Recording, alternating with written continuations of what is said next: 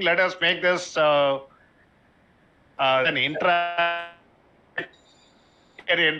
will be useful for you, because certainly everyone here may not be at the same level. Maybe at different, each one of you may be at different level of your understanding. So I'm talking about this concept at the level what I know of, right? So feel free to stop me, ask questions. If it is not explained well or is beyond your grasp, and I'll try to give my best what I know. And if I have good questions from you, I'm open to learn from. Okay. Having said that, let's see what the memory is. All of you know what's memory. Each one of you have memory, what is called as brain in your human body. So you can, in a way, think that memory in a system. I need not have to say it's a computer system alone. Any system which consists of microprocessors or microcontrollers will have a memory, because memory is a storage unit, internally to the registers of the microprocessor. So memory in computer design and memory management both plays a very, very vital role with regard to the operating system. It is not having a great idea in a closed portal will not be useful. So you may have a great design, but it needs to be managed effectively, and you require a good operating system, a good compiler, a good application developers, and so on and so forth. So what it means here is it deals with memory and moving of processes from disk to primary memory for execution and back again. So memory is used essentially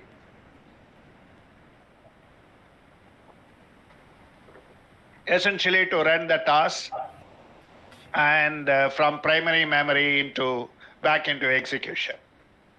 So there are some of the concepts which most of you maybe already have covered it in your class, but still I want which I'll be using in my lecture today. The basic concepts, what is called as a virtual address space, physical address space. These are the two things which we consistently will be using in our memory discussions, and while doing a design or while doing a program development or while writing a program, etc. Right? Virtual address is that, which is generated by the CPU, and it's all the logical addresses which are generated by a program. The program that is written by a developer or by a product is as its virtual space. So the physical space is as by the memory. There are physical memory. You call it, for example, you call it as RAM. The RAM has address bits and where it stores all the data. So all addresses corresponding to the logical address, that what we talked about, the virtual address space, will constitute the physical address space. So these two definitions you need to be very, very clear before you understand what the memory is. So there is as a developer, we use a virtual address space while executing the programs, but we do access the physical address space in the physical memory. If you look at compile time and load time, the address binding schemes, because when you write a program, each program, if you define a variable, let's say integer I comma j, int I comma j, so the I will occupy a space and j will occupy a space. And if you declare an array a of equal to 10, if you have 10 locations of arrays that you are declaring, then it will use some addresses of virtual and physical address. So that means what happens in compile time, and when the program is loaded into for execution, the binding schemes will come in place. So that means the binding schemes which are generated by your compilers and the binders, the map files, what we call, they will create a virtual address space and physical address space. And at the time of execution, the physical address space will come in play. I hope this concept is very clear to all of you. While we have virtual address space and physical address space, there is something called as swapping. Because, no one wants to do a single work with a computer. You just do not want to do a sequential processing of your computer. So you may have multiple tasks, multiple processes that will come in play. And the operating system or the design of computer in such a way that, the swapping is possible. So a process can be swapped out of the memory, or it can be brought into the memory from the secondary storage or from tertiary storage, etc., to make space for the other processes, which is done through what is called using your stack or your pointers and so on in your programming. So the swapping also will take place. So later, whatever was swapped can be brought in if it is ready for execution, right? So these are the very, very fundamental. Of course, this particular topic can be discussed for few hours, but still I'm just defining here for you to get the context before we go on to the next one. So now there are different types of memories that we have. We have ROM, we have RAM, and we have EEPROM, EEPROM. Then we have programmable logic arrays, we have FPGAs, etc. So I'm just to put 2 slides out here just to give you a brief of what a memory is, where it is located. For example, it can be located within the CPU or in the CPU logic. It can be on the breadboard or in the motherboard, what you call it as, or you can have it as a separate external device like SDRAM these days, etc. The capacity of a memory is always a word size. It's a number of words or bytes we always use. And the unit of transfer of memory is always governed by the data bus. So every microprocessor has a data bus and an address bus. Most of you might have covered this in your microprocessor class, right? There is a data bus, address bus, and control bus, So the unit of transfer for the memory is always governed by the data bus. If your microprocessor is a 16-bit microprocessor, then the data width of a microprocessor could be 16-bit. If it is 32-bit, then it is 32-bit data, etc. So for external devices, it can be much larger than a word. It can be a D word, double word. And what is an addressable unit? It's the smallest location which you can uniquely address, right, from a program, either through a word internally or it could be a cluster disk, for example. Now, what are all the different access mechanisms for the memory? There are sequential access, there is direct access. It's also possible. You can sequentially access if you have written a program, especially in olden times, if you write a program, it normally executes in sequential order. Then later on, various other technologies came in, and we can do a direct access as well. While doing sequential and direct access, there are methods which can be random or associative. This must be very confusing for most of you. Please listen very carefully, right? So the access mechanism is sequential, one after the another.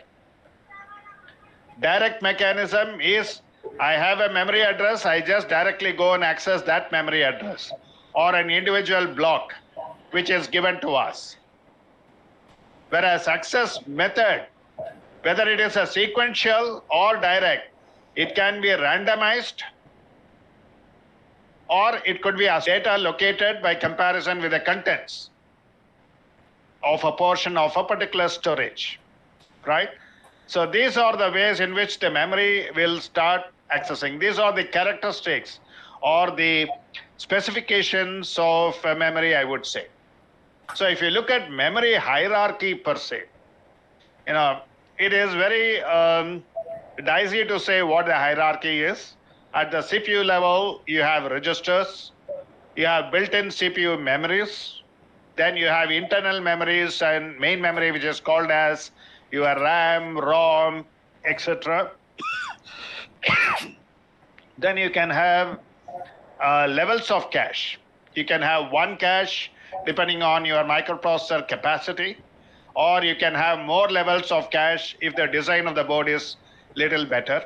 You can have an external memory altogether, where you can have a separate, today you get terabyte drives separately available, which is all equivalent of a hard disk, which is available outside.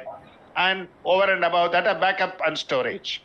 If in large companies and in colleges, big colleges, you want to store all your student data, lecturer data, the staff data, etc., for many years, so we can put it into a backup storage through a RAID box or through olden times, they used to use what is called as a tape. Nowadays, people use RAID boxes, multiple hard disks, etc. Now, the other set of important characteristics are its performance and speed. So there is an access time. Let's say if you want to travel to college from your home, there is a travel time, right, which is called as a transfer rate here. So you take 30 minutes to reach your college from your home is the commute time. We call it as a communication time or transport time, etc. Here we call it as the transfer rate. So similarly, we have access time, the time at which the address was presented to get the valid data. That is called as the access time. Then we have an access rate, the bits per second. So that is the rate at which the memories can give you access. Then it has what is called as a cycle time. The time required for the memory to recover, that means the access the data and also to recover the data. Recover means it should be put into your program, and in the program we'll have to execute, right? Then comes what is called as a cycle time. The average time that is lapsed between two successive read operations. Because you can do, if you have a dual ported memory, last time we saw, if we have a dual ported memory, I can do two reads in parallel, right? So we can have two successive read operations as well for different programs, for different applications. And lastly, the transfer rate, the rate at which the data can move either from the memory into the your different RAMs or to the hard disk or to your storage devices, right? And these are the very important characteristics which define the performance of your computer as well. So the physical type is semiconductors, and semiconductors is always a random access memory, right? And it's a random access memory with a magnetic tape, optical, CD, DVD, USBs, all those things have. What are the physical characteristics of memory? It decays, there is volatility, the data gets erasable, and it consumes power. All these things are physical characteristics. Of course, there are many more characteristics. I'm listing only some of them which are important for today's lecture. The organization, it is always organized in bit into words. It is what is called internal memory. All of you would have studied what is called as integrates a memory. When you want to access the next word is or placed into the different module, right? So this is called as interleaving.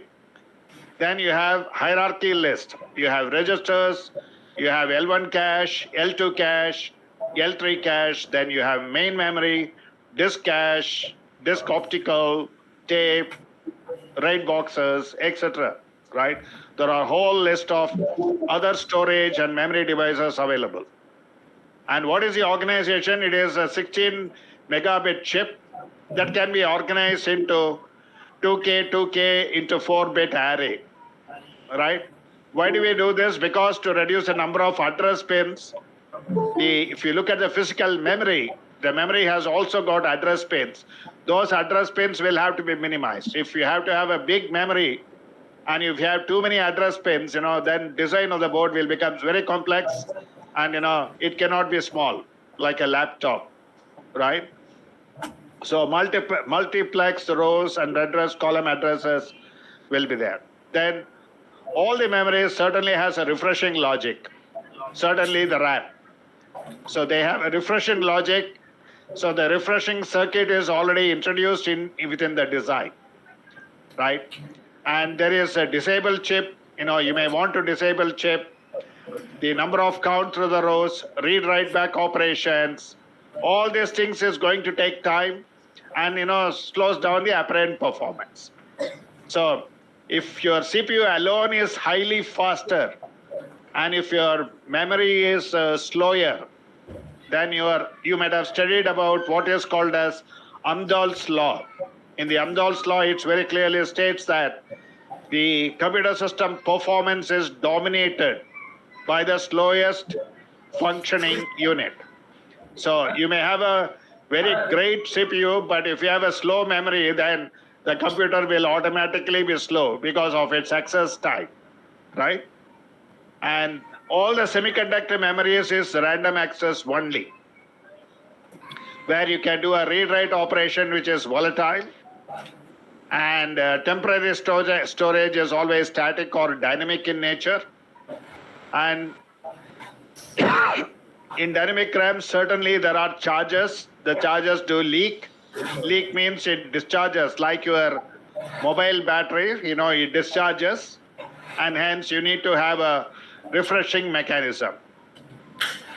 Whereas if you look at static RAMs, apart from dynamic RAMs, you have what is called as static RAMs, which is normally used in development of cache design. So where bits are stored as an on and off switch compared to the capacitors in normal random access memories. So here in static RAMs, there is no charge leakage. It will not discharge very fast. There is no refreshing logic needed. It is powered up when the access is available. But it is more complex in construction. If you have to have a lot of static RAM, then you have to pay a lot of money, and it is very complex to design. But you will have a larger per bit, larger number of access mechanisms, and faster it can be used in cache. So these are the brief characteristics of the memory. Any questions at this point in time? So the physical address, virtual address, and swapping mechanism, and the characteristics of the memory is what we have seen. So we have not even gone into memory design, right? So now let's define what are the different classes of memory we normally use in our day-to-day life, or in day-to-day programming, or in computers and so on. Again, these are some of the terminologies that you might have come across. Memory hierarchy, we talked about it. Registers, L1 cache, L2 cache, secondary storage, etc. Then you have a main memory, which is a RAM, which is called as a primary storage, right? That stores all the current data, programs, instruction. The motherboard, what we have defined or designed, would have the primary storage for read and write operations. It is very closer to the microprocessor, and hence the read-write operation will be faster. Then you have an auxiliary memory, and this auxiliary memory is a non-volatile, where you put your BIOS, you put your bootable program, or you can always have a loader and so on and so forth for your specific applications. So that can be held in an auxiliary memory like a RAM. ROM is an example. It's called, ROM stands for read-only memory, right? You can write onto it only once, and there are mechanisms to erase, different type of ROMs are available, and you can erase and rewrite the program. Then you have content addressable memory, which is called as associative memory, right? So the content can be addressable memory. So it's a special type of memory that is optimized for searches, because most of the time what we do is we do searches. Internally, inherently, in any program, we do a search.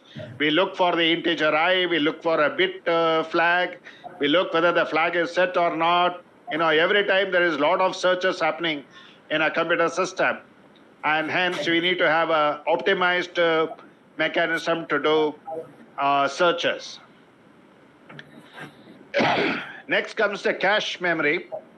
The cache is a temporary memory. It's a chip-based feature to access information more closely, more quickly. So cache is a mechanism where, we'll go into details of cache a short while from now, where it can access information quickly. You need not always have to go to the RAM and then get your data. It is time consuming. Rather, you can get it into the cache, do your job, and then clear the cache. We'll talk about it. And the next part is what is called as a virtual memory. Today we are talking about virtual machines. Similarly, you have virtual memory, which is a common technique used in computer operating system. Virtual memory is more related with the operating system, which is useful for the programmers to enable computer to compensate for the physical memory. Let's say you have 64 megabytes of memory and you need 128 megabytes of memory.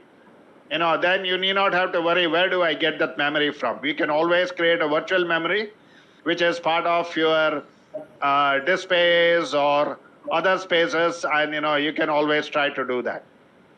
And last but not the least is a memory management hardware. We have all these memories, but there should be some hardware and software combination to manage this memory as well. So that is very important. So these are the classes of memory.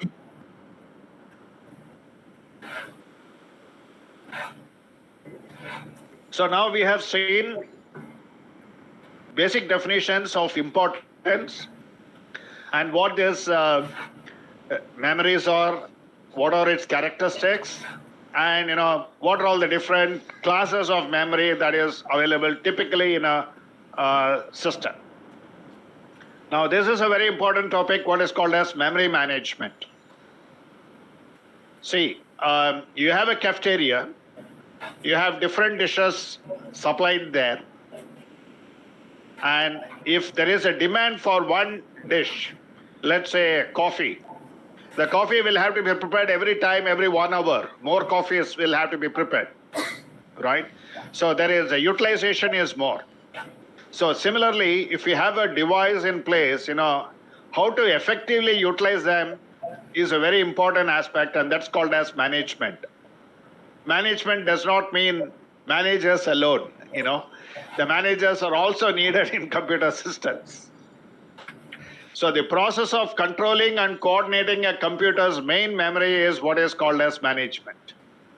How do I control? How do I coordinate? How do I make sure that the memory is serviced for all the applications without shutdown of the system, right? So what does memory management ideally does? It ensures that blocks of memory space are properly managed and allocated. There are different memory spaces. You may want a 4K block of memory, and how it is allocated.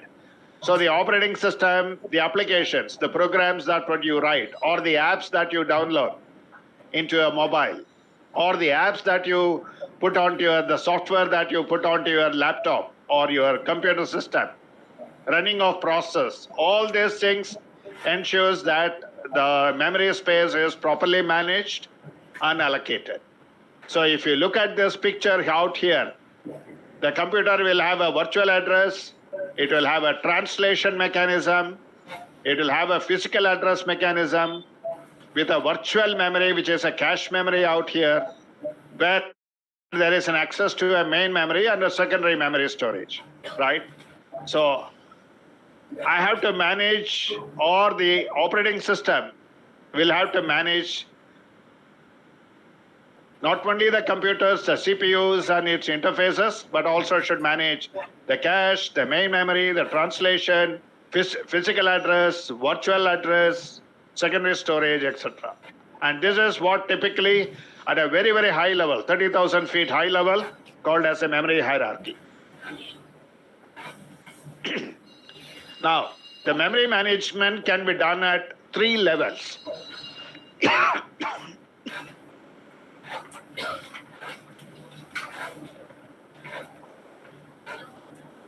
The memory management again can be done at 3 levels. As in the beginning of this lecture, I told that memory is a very vast subject.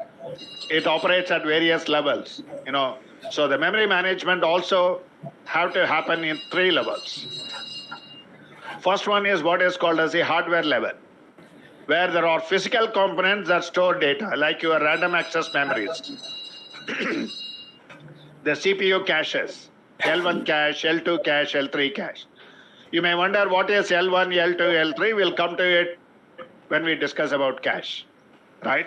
It's called level 1, level 2, level 3 cache. So at the hardware level, apart from the RAM is a slow device, but it is very closer to the microprocessor, and hence, quick data processing can be done. But if you look at other memories, cache, it's a fast memory in the computer.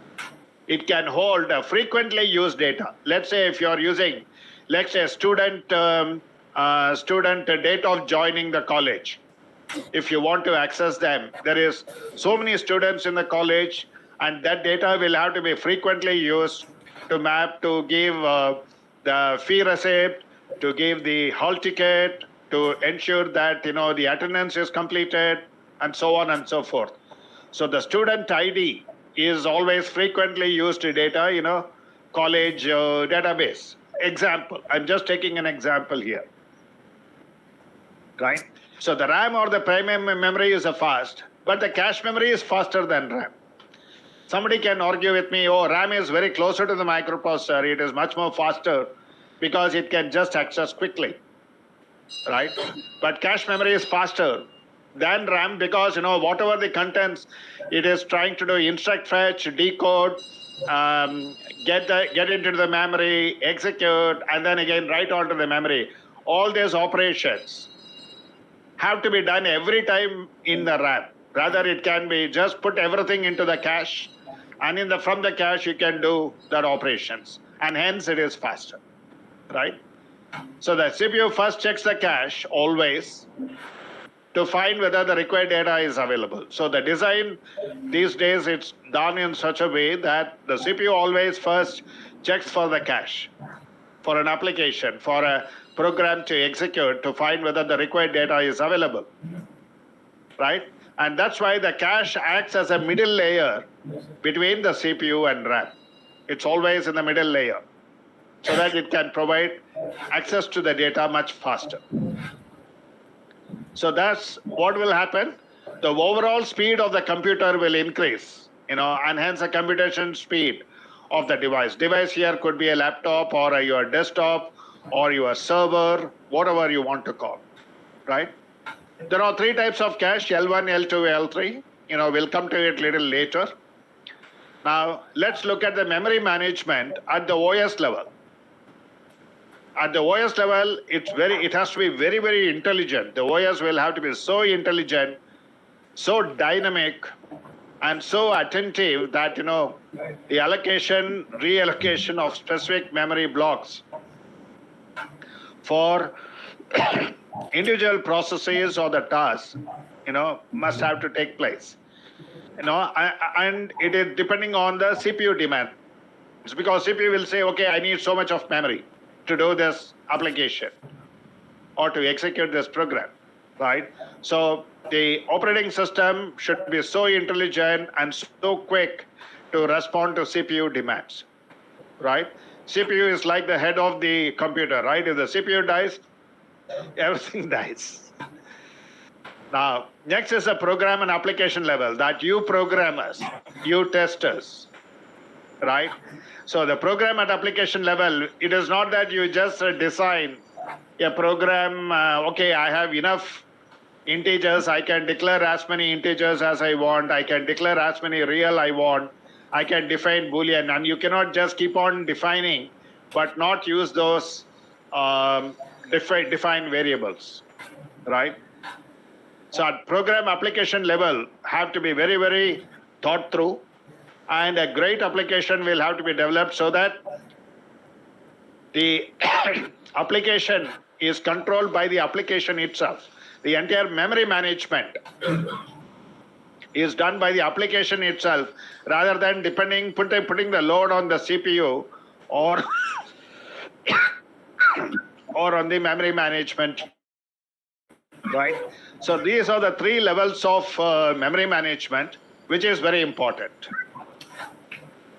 Now, we talked about memory allocation and retrieval. It is very important, right? See, now you have come to the class, and in the class you want to hear a lecture. You need a seat to be allocated for you. There should be a seat available for you to sit. You cannot stand for 1 hour or 2 hours and then hear a lecture. It will be very tiring, I would say, right? Or probably you will feel frustrated and you will walk out of the class, right? So you need to get a seat allocated for you, right? So similarly, today's lecture, I need to allocate this laptop. What I am showing to you is allocated for this lecture, right? Probably I can do processing at the back end, but presentation will go. This is a priority 1 for me. So the memory allocation is a simple way to allocate memory. We have a great classrooms, we can always accommodate 100 people. What if 150 people turn up? You need to allocate space. If they are interested to hear the lecture, if 150 people turn out, then, you need to allocate memory for them. So is the case here. Because you cannot expect what type of applications will be run in a computer. So it is necessary to allocate memory. How this is done? This is done through various algorithms. I'm just listing here top 3. There are various algorithms. I'm limiting this to your class at this level. So there is a first fit algorithm, best fit algorithm, and the worst fit. These are the 3 algorithms which you would have studied both in your operating system class and also in the computer organization class, right? So first fit is the one where the first available memory space is it sufficient enough for the requested application to execute? That is called as a first fit, right? We also call it as first come, first served, or first in, first out, right? So similarly, first fit. The moment application puts a request, you look for a space. If the space is available and if the space is sufficient for the application to execute, then we allocate that space. That is one way of allocation. The other one is best fit. There are so many applications they are going to come in. So I don't want to give a big, large memory just because for one application. So I try to see what is the best memory that I can give it for an application. So from a developer's angle, I will look for your declarations. How much of array space you have asked for, how much of storage space you have asked for in your program. Those things will be computed and the best fit will be done. The worst fit is the largest memory block that is available. So the entire block needs to be searched, right? So let's say for a particular application, I give a big memory block to you. And all you need is only some, let's say 4 kilobytes of memory, but I have given you 16 megabytes of memory. So it's a waste of resource. So then, if you have to do any little search also, you have to search for the entire 16 MB of memory, which is waste. So that is called as a worst fit. So these things will have to be managed by the memory management unit, MMU, along with the operating system. So we have talked about how the memory is being allocated and retrieved and so on, right? And how an operating system plays an important role there. Now, One of the two important concepts of memory management is called as paging and segmentation. Again, this you might have studied in your operating system class, computer organization class, and even in general microprocessors also you would have studied about this. So paging concept is nothing but a virtual memory. So a virtual memory can be created that is more than the actual physical memory. So in order to implement virtual memory, we need a concept called as paging.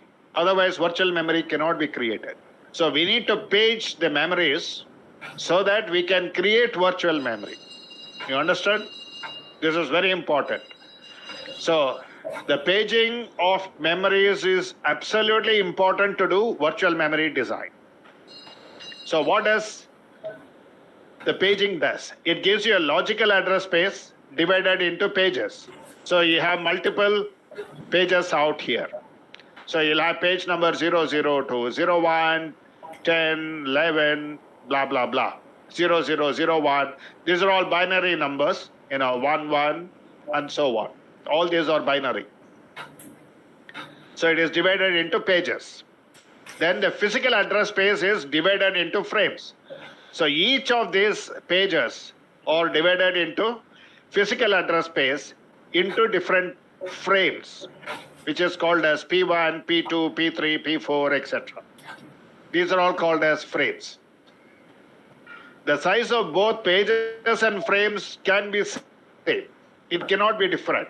The page number, the page size here cannot be higher and the frame size cannot be lower. Then your application will be really struggling to process.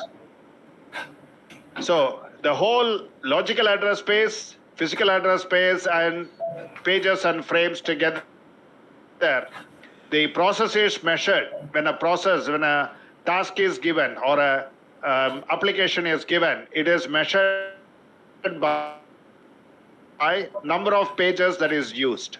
So these pages are brought from the logical address space into the physical address space. So this is your logical address. From the logical address, we bring it into the physical address space. And by storing these pages into the frames, we create a page table. This is called as page table, right? So the page table entry is made, and this page table will have reference to each of the physical address frame numbers, and it will have a logical address and also a physical address. Understand? So in order to create virtual memory, we need the concept of paging in memories, and that has to be designed accordingly, either by the operating system or by the hardware designer or by the manufacturers of the board, etc. And of course, there's a responsibility on the programmers also to use the memory management and use paging mechanism effectively.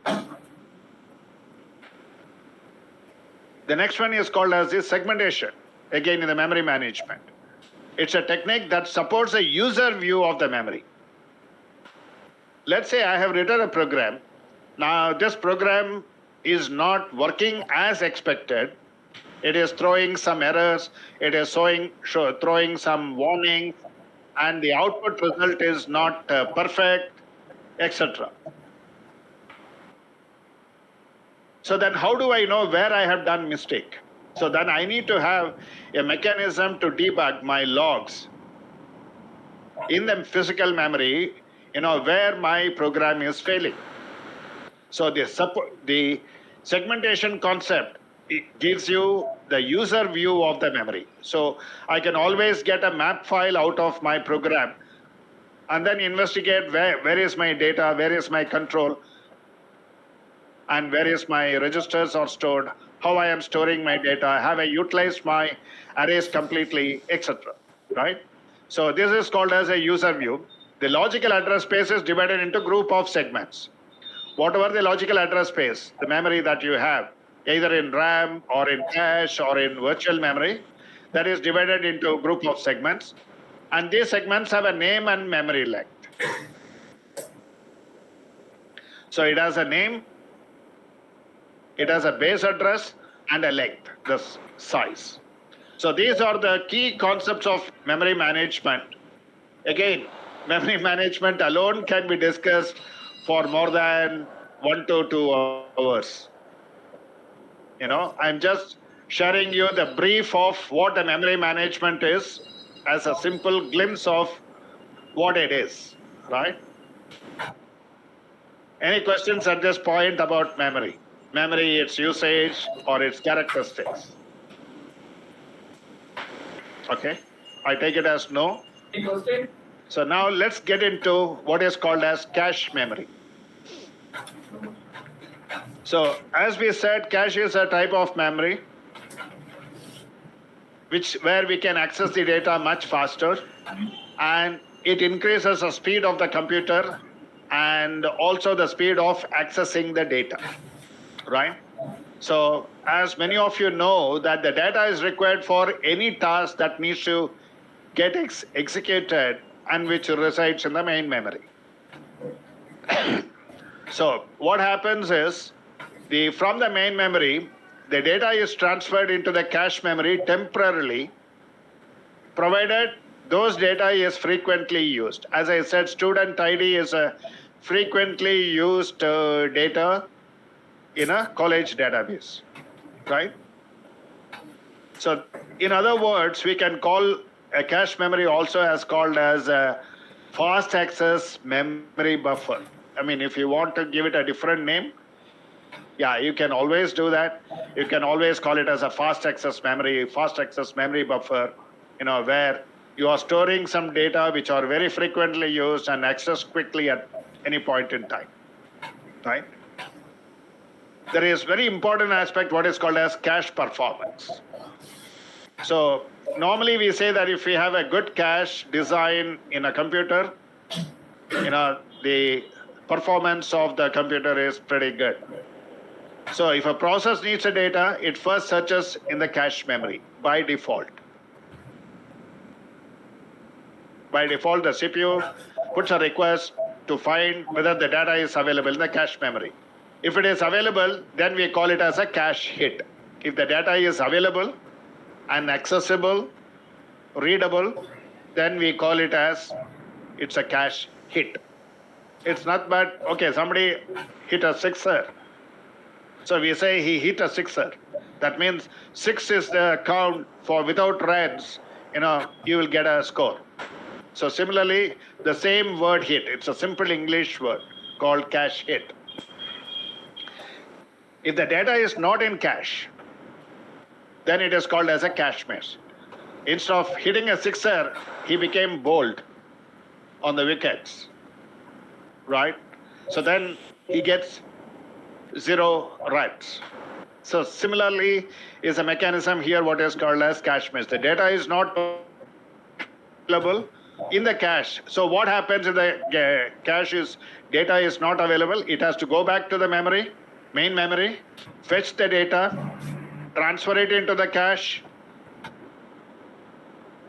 and then execute to see whether the program needs it again. So this is how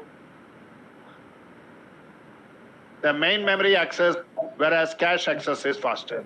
If the memory is already available, main memory data is already available, then it is faster. So the performance measured by a miss ratio. Nobody wants 0. 0 is always measured on a hit ratio of cache hits divided by the total cache hit. So it's a small amount of fast memory. It could be static RAMs, as I said in the beginning. It sits between the processor and the main memory. Cache is as an interface between the two people, the CPU and the main memory, and the cache is here. The reason why it is here, because it's easy to get transfer and then it goes into application. The data can be given. There are today there are microprocessors where there is a small cache already available within the CPU module also. You need not have an external SRAM out here, but still you can have a small cache within the CPU and still have an external cache. So how does a cache design happen? It depends on the size of cache that you want to have.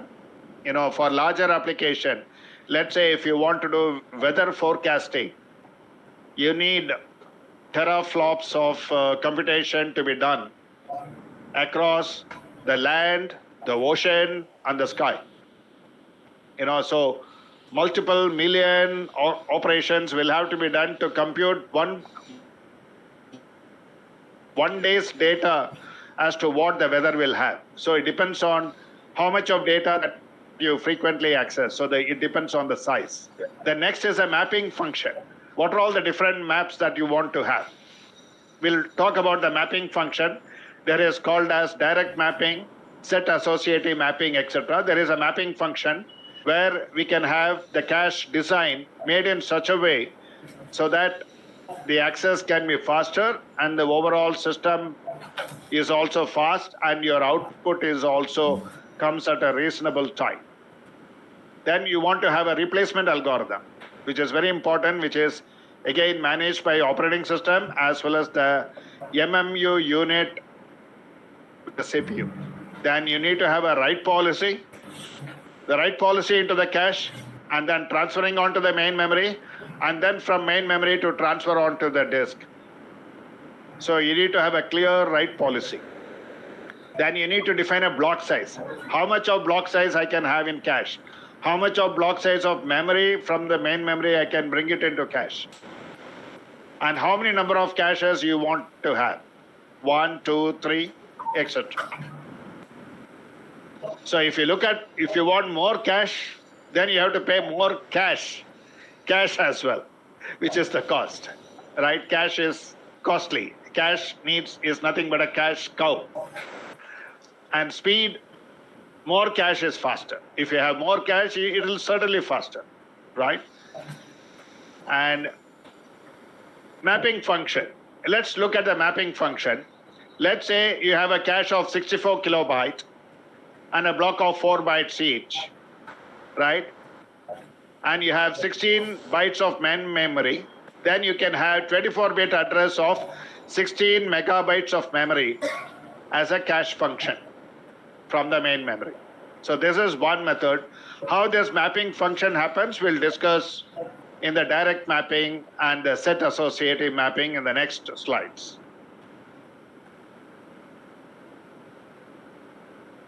Okay, just to refresh, cache hit is the hit of the data that is needed by the application, which is available in the cache memory.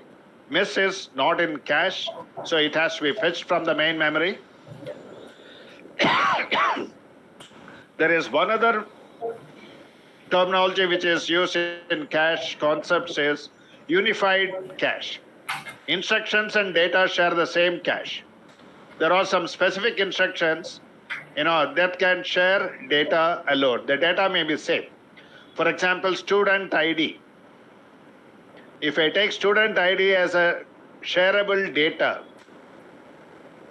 then it can be used for issuing fee receipt. It can be used for issuing your marks card. It can be used for issuing your hall ticket. It can be used to give your lab calendar, etc. So student ID is a shareable data across multiple functions. So here we can assume it as an instruction. A single instruction may require the same data of student ID. Then you can have a split cache as well. Separate instructions and data caches. You can have independent instructions and data also. You can have double the bandwidth. So you have cache with two times or 3 times the original size of the cache for parallel access. So where you have 3 instructions going in parallel, and operating on 3 different caches, the performance will be higher. Which is normally within the CPU. Level 2 and 3 are mostly instruction data cache, or in the main, it can be even called as graded levels. And it can be housed in CPU processor chip as well, but normally a small cache, L1 cache, is available in a processor, but not L2 and L3. So what is L1, L2, L3 cache?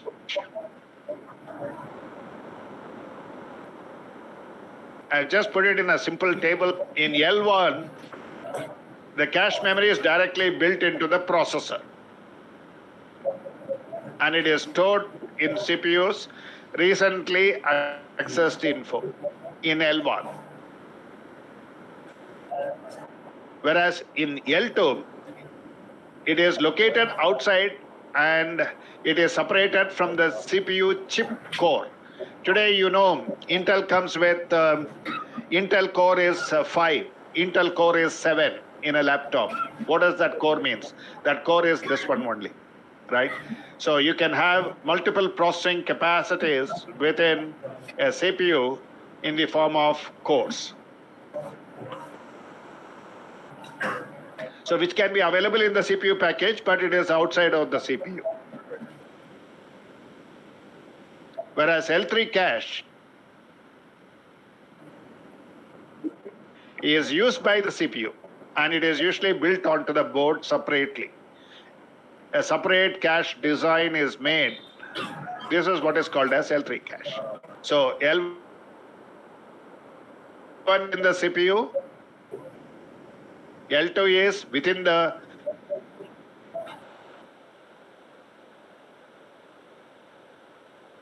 CPU core, and whereas L1 is the smallest cache, L2 is between larger than L1. This L3 can be, this is normally called as primary internal cache, this is secondary external, and this is external cache. Okay, this we discussed about it. Now, so each core in CPU has their own L1 cache. So similarly, each core in CPU, if you have multiple cores, let's say your laptop ThinkPad Lenovo is, let's say, 7 cores. 7 cores means in 7 cores, each of those cores will have their own L1, L2 cache. Similarly, L3 cache as well, right? So this is what are the different levels of cache, you know, and you can design accordingly the system for its usage. So normally the cache is built using static RAM.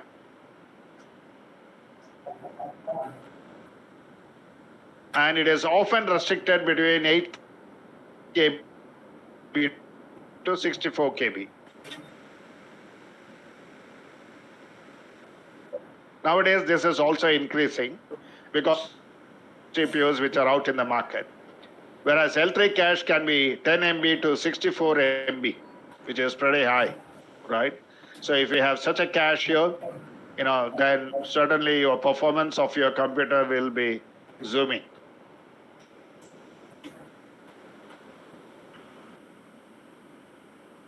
Now, about the advantages of cache and disadvantages.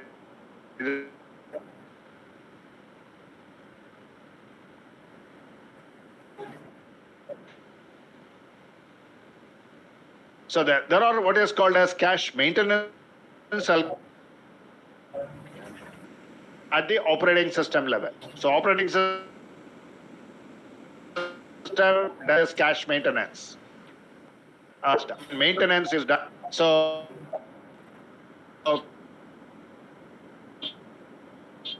having heard, now it's faster, located in the processor chip itself or within the board. Speed is comparable to the processor register. If you are using registers in CPU, how fast it is,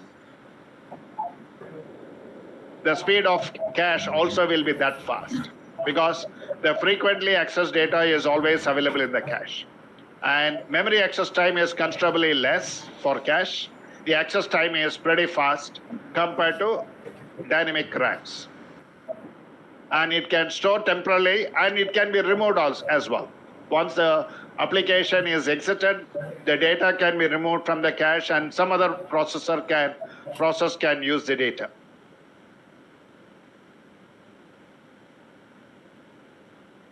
So these are the advantages.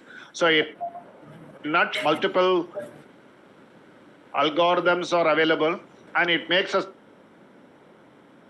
faster and thereby your applications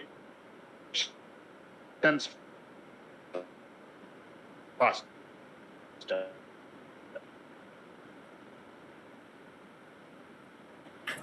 The disadvantages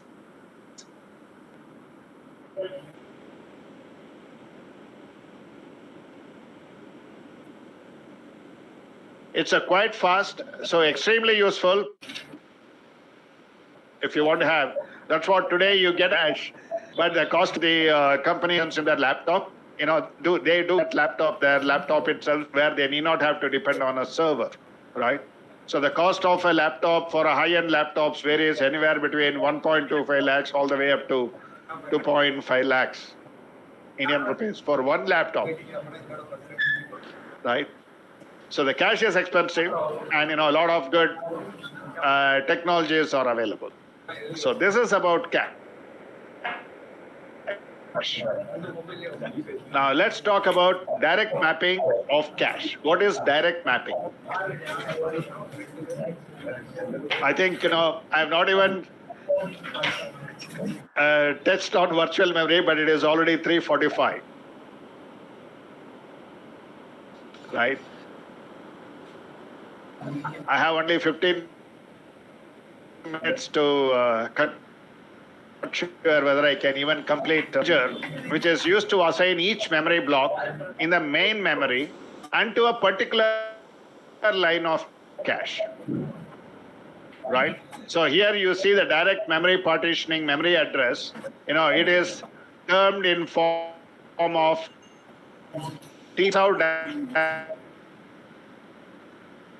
direct mapping happens in 3 parts.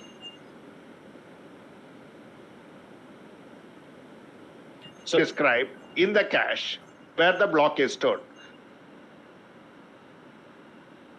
So let's say this is a block of memory, and in this block, you have the tag bits, let's go into details. So what is direct mapping means? Direct mapping uses a hash function to find a cache location. I hope all of you know what is a hash function. You might have used in your do that. It's a very good program to try. Hash mechanism, right? It's a process of generating value from a text or a list of numbers using a mathematical function, like a modulo function. All of you know modulo function, right? So develop some small program in your data structures lab using hash algorithms. It will be very interesting. You will have a lot of mathematical function out there. So modulo function is used, and that is how the cache location is found. It can also produce thrashing at times if there is a mishappens. What is thrash here means is the ongoing activity that fails to progress. So there is already the cache has been accessed and there is an execution happening, but there is another request which is already pending in queue for a long time, and there is an excessive usage of the current system. So this solution for this thrashing while using cache in program using hash mechanism is to split instructions and data cache. We talked about instruction split, and data caches for parallel operations. So we can do that. So typically, this is what happens here. So each block is a 24-bit. This is a 24-bit structure. 2-bit is identifier, which is a 4-byte block, and this 14 plus 8 is 22, which gives you the tag as well as the line. So no two blocks in the same line have the same tag field. So the tag will be independent. The tag SR will be independent, tag slot R will be independent, and word will be separate. So this is how the direct mapping has happened. It is very simple, inexpensive. You get a fixed location of cache for a given block, and if you write a program in such a way that the address is used by two programs simultaneously or two functions simultaneously, then you will have cache misses which are very high. So this is how the cache organization is. So you get a memory request, then check for the block, then you get a hit, then you get a return value. If you get a miss, then you do a fetch block in memory and give it to CPU. So that means this is your memory address. From here, your request comes in, the tag, it compares. There is a hit in the cache, so it goes and picks up the address, and from the address, it executes into this block and comes out. Right? If there is a miss, then it always goes back to the memory, gets the data from here, and then populates again into the memory address and gets a tag, and then follow this path.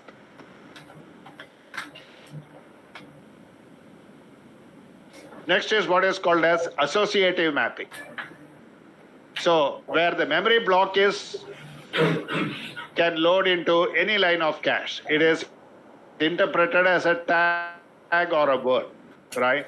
Again, this is a 22-bit tag, which each being 32-bit block of data. Let's see what it is.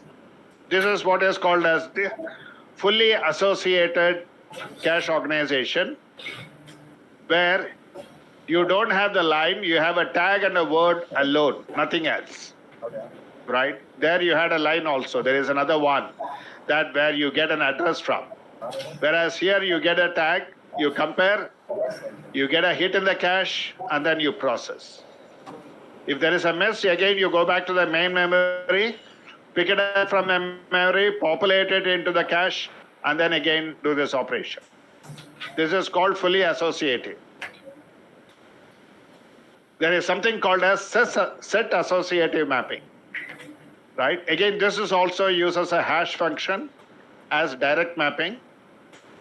And it is normally in a max of 4 blocks, which is called as a 4-way set associative mapping. And it searches the blocks, multiple blocks are in a set, and it always uses least recently used algorithms to write back into the memory. So how does it write back? It uses a modified bit. So when swapping a cache happens, right slot is modified, the bit is set. And then the initially made updates are made into the cache. If the block is replaced, then write onto the main memory as well and update the bit set. So usually 15% of memory references are always cache writes. So the input-output devices must also access main memory through the cache only. Then there is something called as write-through. After modifying the data in cache, it is always need to write back into the main memory for storage, for your results to come out for the application. So again, it is divided into number of sets.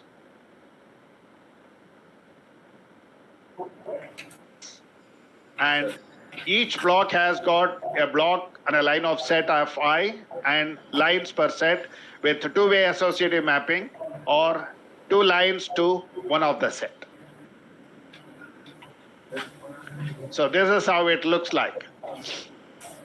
So you have a 9-bit tag, you have a set bit, this is called as a set bit, and a word bit, right? So the set field to determine the cache table. So here is your tag, set, and word. You compare, and once you get a hit in the cache, then you go and fetch all these blocks for your, this particular set is available for you to execute the program. If there is a miss, of course, you go back to main memory, put it back here, and again do this operation. Then comes the replacement algorithms. Okay, we have designed a cache, we have written a program, we are using direct mapping or associative mapping. But what are all the algorithms, how it gets replaced? This is a work of both organization and operating system. So direct mapping has got no choices. Each block only maps to one line, and we have to replace that line. As simple as that. There is no replacement algorithm available here. Whereas in the associative and set associative, it is hardware implemented algorithm for speed. The least recently used, first in, first out, and replace when you have fewer hits, and random mechanism. So these are the algorithms available for associative and set associative. And normally, most of the systems are designed with associative and set associative. Very rarely people do direct mapping. If they do it, it will be within the CPU alone. So this is about cache, and let's talk about what are the benefits of cache. I'm concluding cache lecture now. Then we'll go into virtual memory if we have time, right? So cache is a component that stores data which can be accessed much faster, and it can be future requests that can be served faster. So it improves application performance, it reduces database cost. How improve application performance? Because of magnetic or SSDs. You can have SSDs, it can significantly improve the faster data access. Then you need not have to go to database for every input-output operations. You can just put it in cache and then operate, and you can relieve your database without much of requests. Then you can reduce the load on the back end. You need not have to depend on the back end data to do. Rather, you can use in-memory operations. In-memory layer you can create in cache, and it can operate there. You can get a predictable performance by using in-memory cache. And all the database hotspots can be avoided because you can use in-memory cache. And increase the rate throughput also, again through inbuilt in-memory systems within the cache. So essentially, cache gives you highest performance, and if you can program it well and design it well, and have in-memory cache for a lot of your internal operations of your program, then cache mechanism is really pretty good. So this completes my lecture for cache. Now I need to talk. I have another 10 slides for virtual memory. So back to you, Balaji, whether do we have time? Sir, actually it's there, sir. Okay, in 5 minutes, I don't know whether I can cover virtual memory, at least to understand the basic fundamentals itself is about 5 slides. Any questions from the students? Any doubts? Yeah, any questions on the cache? Or any other questions from the last topic? Sir, one question from the student. Yes, go ahead, please. I'll stop presenting. Okay. Yeah.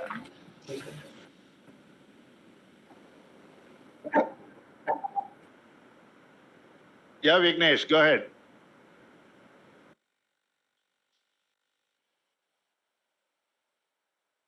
Yes.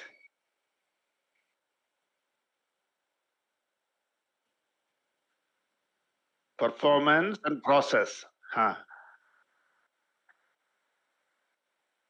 Mm-hmm.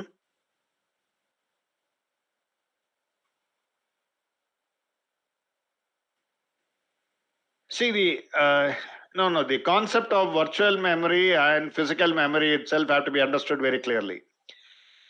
Let's say you have a physical memory of, let's say, 16 megabytes or 16 GB. Let's talk in GB. These days, people talk about GB, 16 GB. And that is your physical memory. But your application, requires 64 GB of memory. So you cannot get from 16 GB. It's like, I have a 10 kg bag. It can carry only 10 kg of rice, let's say. I have a bag which can carry 10 kg. Can I put 50 kg into that bag? Answer is no. Am I right? Yes. So you have a 16 GB of memory, but you need 64 GB of memory to do your computation. Let's say you want to do a computation of your Laplace equation, or you want to do a convergence of your Laplace equation or Euler's theory, whatever. If you're a mathematics guy, you will know. Or let's say you want to do a computation of weather, or you want to do a high number crunching, where you need 64 GB of memory. So how do you get from 16 GB physical memory, 64 GB of memory? Only through a virtual memory mechanism, right? So you use the concept of paging and segment the memories accordingly. And then in your program, you define instructions in such a way that, okay, it accesses as though it is accessing 64 GB. But physically, there is no 64 GB, right? Physically, it is 16 GB of memory, which is converted into 64 GB for a particular application. So when that application is running, there are many other applications will not be able to run in parallel. You get my point? So you cannot, in a 10 kg bag, you can say I have 15 kg bag of 5 pieces, and say 50 kgs, right? But physically, you will not have 50 kgs of rice there. So it is only a virtual mechanism. People talk about virtual reality in today's new technology. Facebook have developed a lot of equipment to do a virtual reality. You wear that glass, and then you sit as though you are going inside a ship, or you are traveling inside a sea, or you are going into stars, etc. Physically, you are not because of an operating system, because of a unit, but that you are physically there. Real and virtual cannot be compared. It can be only utilized. That would be my suggestion.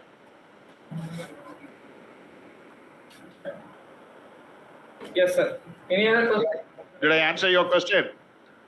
Okay. Any other question from students?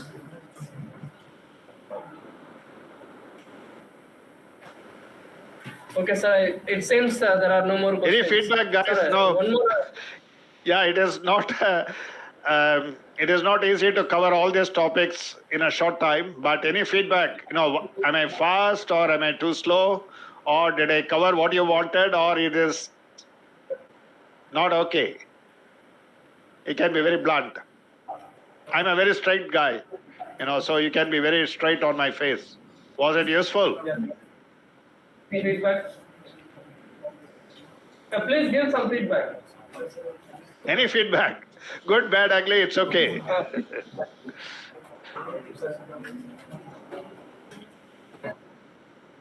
If I do it in my office, I just ask people for the feedback. I ask them directly in the class, whether was it okay, not okay, what was not okay. It was a very etc. nice session. Sorry? It was a very nice Okay. session, sir. Did you get something Thank you, out sir. of this? Did you able to Yes, understand sir. something? Yes, sir, of course, sir. Okay. Thank you, Okay. sir, so much. Great. Thank you.